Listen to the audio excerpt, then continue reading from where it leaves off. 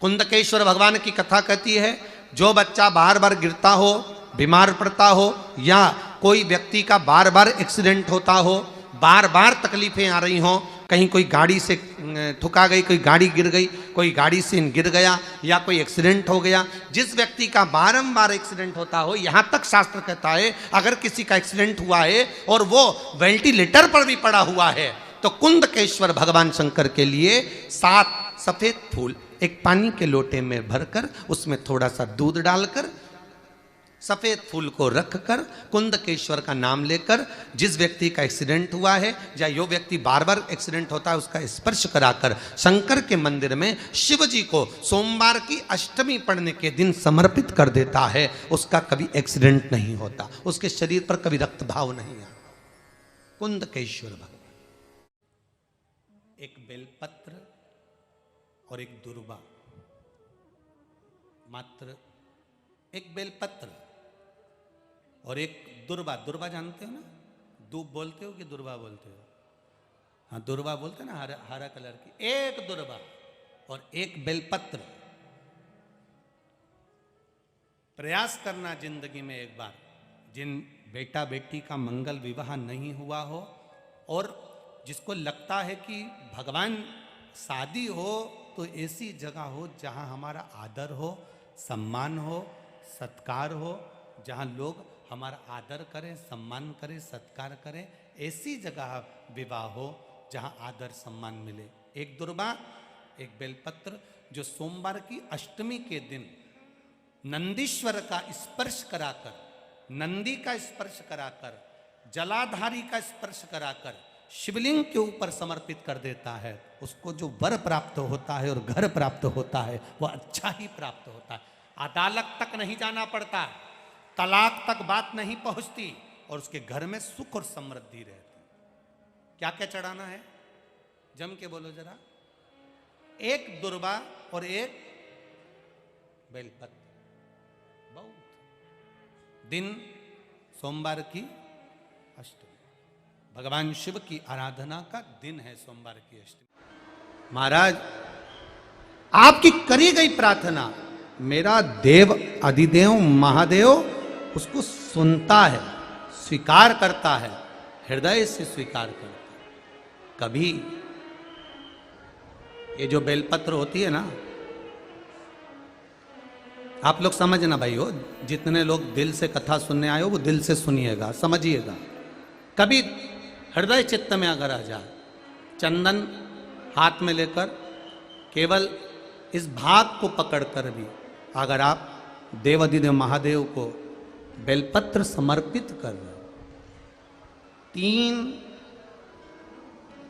तीन तिथियों का स्मरण करिए जरा, ठीक है? पहला, शिवरात्रि हर महीने आती है, प्रत्येक महीने शिवरात्रि आती है। दूसरा, सोमवार की अष्टमी हर महीने नहीं आती, साल में 3 या 4 आती है। और तीसरा, प्रदोष, ये हर महीने आता है। जब आपके हृदय में कभी कोई बात आ जाए कि बाबा आज मेरा मन ये कह रहा है और आपको सुनना है बाबा, आपको स्वीकारना है बाबा, आपको मेरे मन की बात जानना है बाबा, बस हाथ में चंदन लगाया, बेलपत्री का भाग इस तरह से पकड़कर शिव जी से अपने हृदय की बात कहकर, मेरे देवाधिदेव महादेव से दिल से कहकर, अशोक सुंदरी वाली जो जगह होती है, आपको बताया है अशोक सुंदरी का जो स्थान होता है, ये शिवलिंग, यहाँ अशोक सुंदरी की जगह, इस बेलपत्र को अशोक सुंदरी वाली जगह पर, जहाँ शिवलिंग है, शिवलिंग की साइड पर पहले नंबर की पत्ती का मुख होना चाहिए, बस उसको रख दीजिए और उस पर थोड़ी देर हाथ रखकर अपने हृदय की बात मेरे महादेव को दिल से कहकर आ जाइए। अगली सोमवार की अष्टमी या अगला प्रदोष या अगली शिवरात्रि जब आती है, मेरा महादेव आपकी मनोकामना का भाव पूर्ण करता है। ये शिव तत्व है, इसको औघड़ी कहते हैं। औघड़ी वो हृदय चित्त को धारण करने वाला, आनंद को समाहित करने वाला शिव तत्व लिंग है। मान लो ये शंकर भगवान का शिवलिंग है, ये जलाधारी है, ये जल नीचे गिरने का स्थान।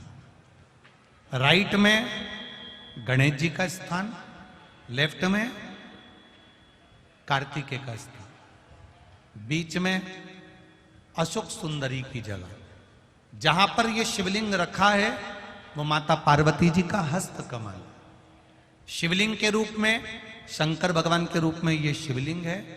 ऊपर से जो एक एक बूंद जलाधारी नीचे गिरती है वो शंकर भगवान की 5 लड़कियां, जया, विषहरा, शामली बारी, दौतली और देव, ये शंकर जी की 5 बेटियां हैं।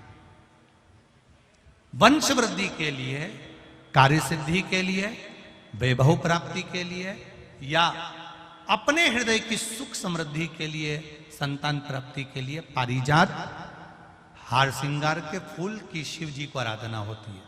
हार श्रृंगार का जो पुष्प होता है, अशोक सुंदरी वाली जगह पर हम पारिजात के पुष्प को समर्पित करते हैं।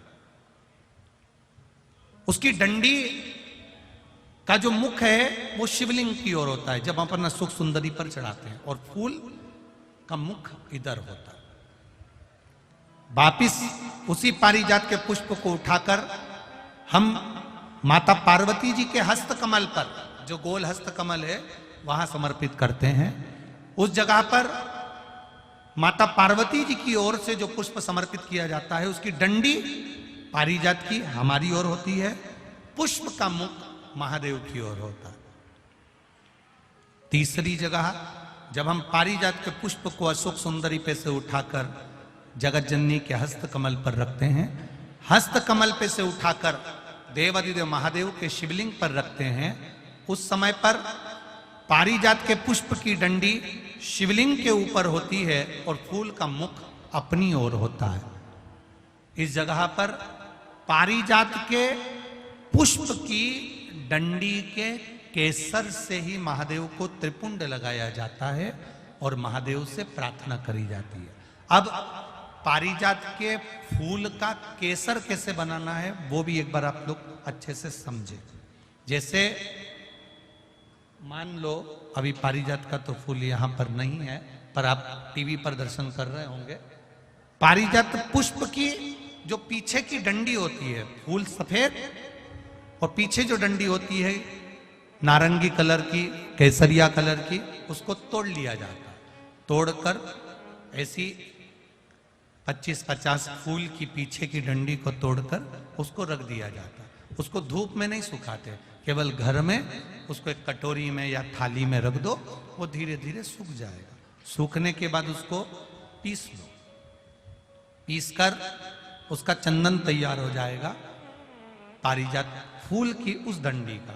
और जिस समय वंश के लिए, सिद्धि के लिए, कार्य सिद्धि के लिए या वैभव प्राप्ति के लिए हम पारिजात का पुष्प देवादिदेव महादेव को समर्पित करते हैं, उस समय इसी को पानी में घोलकर देवादिदेव महादेव को जब आप लगाएंगे तो जैसे केसर घुलती है, केसर का जैसे कलर होता है, केसर जैसी सुगंध करती है, वैसे की वैसे ही ये पारिजात की जो डंडी आप लोगों ने सुखाई है, वही डंडी का जो चंदन बनाया है, शिव जी को लेपन करा है, उस समय पर अपने हृदय की बात आपने जो देवादिदेव महादेव को कही है, बस वही सुगंध हमारे जीवन में आना प्रारंभ हो जाती है। वो पारिजात हार श्रृंगार। अब जरा ध्यान दीजिएगा, हार श्रृंगार के पुष्प, पारिजात का जो पुष्प है, सोमवार की अष्टमी पड़ने पर यदि हम देवादिदेव महादेव की पारिजात के फूल से आराधना करते हैं, स्मरण करते हैं, तो उसका फल भी हमें अधिक प्राप्त होता।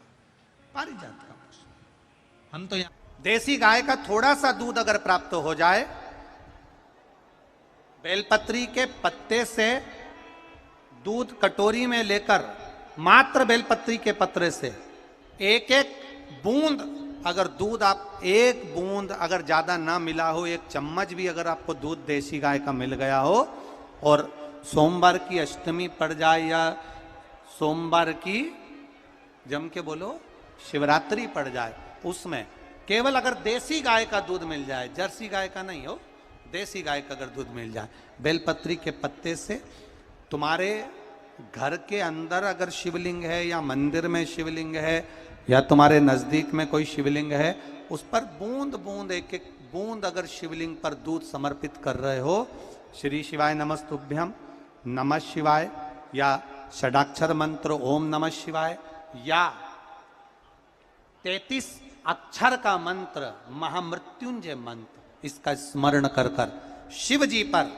देसी गाय का दूध समर्पित कर कर इस बेलपत्री को अशोक सुंदरी वाली जगह पर अगर आप समर्पित कर देते हैं, फिर आप जिस भी चीज के लिए अप्लाई करें, मेरा देवाधिदेव महादेव आपका हाथ पकड़कर खींचकर आगे बढ़ा ही दे। मेहनत करना,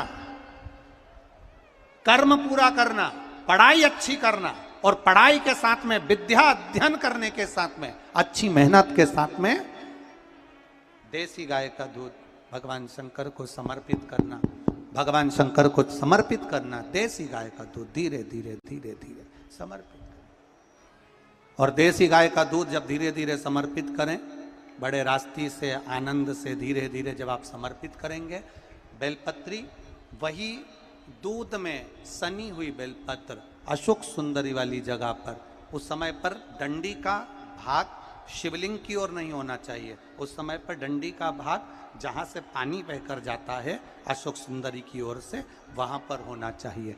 कार्य में सफलता मिलती ही है।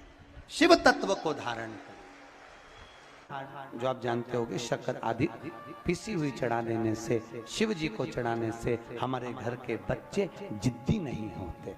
क्यों कहते हैं? जो बच्चा जिद्दपन करता हो, जो बच्चा जिद्दी रहता हो, तो क्यों कहते हैं कि अवधूतेश्वर महादेव का नाम लो और उसके हाथ में शक्कर की कटोरी देकर शंकर जी पे चढ़वा दो, बच्चा कभी जिद्दपन नहीं करता। अवधूतेश्वर महादेव का नाम लेकर सोमवार की अष्टमी के दिन चढ़ाया जाता है।